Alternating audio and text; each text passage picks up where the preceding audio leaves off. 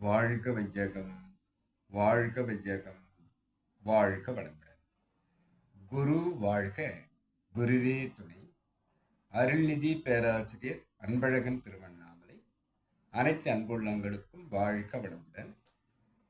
குருவின் நினைவில் நின்று சித்தர்களின் தொகுப்பில் திருவள்ளுவர் ஞானம் என்ற பாடல் ஒன்றை நாம் சிந்திக்கலாம். நேரிசை வெண்பா என்று தரப்பட்டிருக்கூடிய கவியை நாம் சிந்திப்போம். ஞானம் அறிந்தோர்க்கு நமன் இல்லை, நாள்தோறும் வானமதை உண்டு பசியினால் ஞானமது கண்டால் உடல் உயிரும் காயம் வலுவாகும், உண்டால் அமிர்தரசம் ஊன். வாழ்க வளமுடன். ஞானம் அறிந்தோர்க்கு, யாரெல்லாம் இறைவனை இன்ட்யூஷனாக உள் உணர்வாக உணர்வதற்காக அகத்தவம் ஏற்று அந்த உணர்வை பெறுகிறார்களோ அவர்கள் அத்தனை பேருக்கும் நமனில்லை. இதைத்தான் சித்தர்கள் மரணமில்லா பெருவாழ்வு என்றும் ஜீவசமாதி என்றும் அவர்கள் அடைந்திருக்கிறார்கள் என்பதை நாம் சிந்திக்கலாம். நாள்தோறும், எந்த நாளிலும் அவர்களுக்கு இறப்பில்லை, யமன் அழைப்பதில்லை. வானமதை உண்டு. அவ்வாறு ஆழ்ந்து அவர்கள் தவம் இயற்றும் போது, ஞானத்தை நோக்கி பயணிக்கும் போது, அந்த ஞான கனியாக அவர்கள் மாறும்போது வானமதை உண்டு, அமிர்த ரசம் என்பதாக அவர்களுக்கு சுரந்து அதை உண்டு பசியாரி ஞானமது கண்டால் அந்த ஞானத்தை, அந்த இறைவனை மோன நிலையாக எப்போதும் அவர்கள் கண்டால் உடல் உயிரும் காயம், உடலும் சரி அவருக்குள் இருக்கக்கூடிய உயிரும் சரி, காயம், இந்த உடம்பில் ஓடிக்கொண்டிருக்கும் உயிரும் அந்த உடலும் காய சித்தி என்பதாக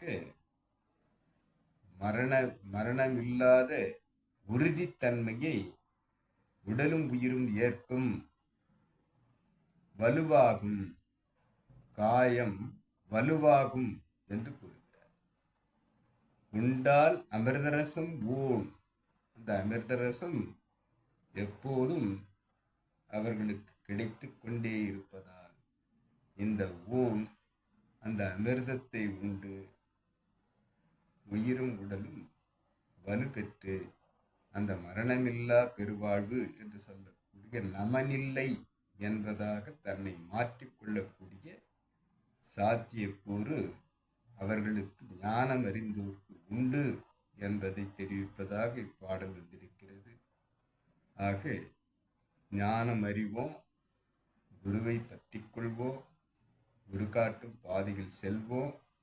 அந்த பாதை அந்த அமிர்த பானத்தை நமக்கு அளிக்கும்.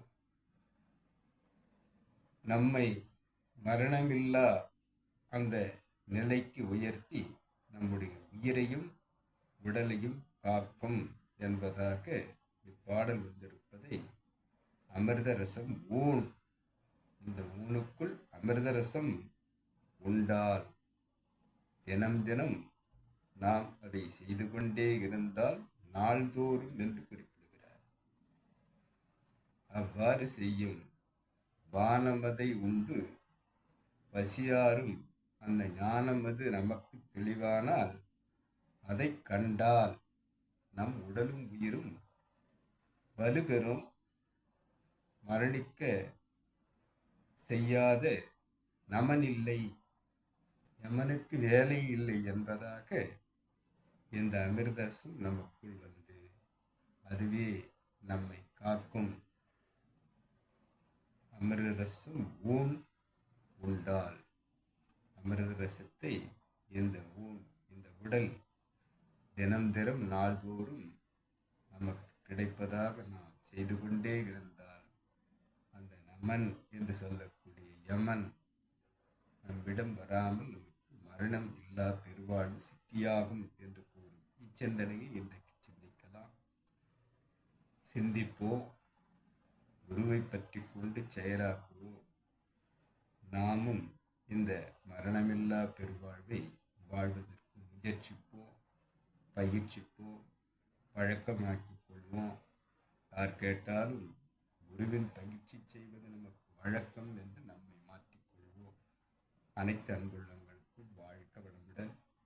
விளக்கத்தை என்னுள் ஏற்படுத்திய இறைநிலைக்கும் இந்த கவியை நமக்கு தந்த திருவள்ளுவர் ஞானம் என்ற கவிக்கும்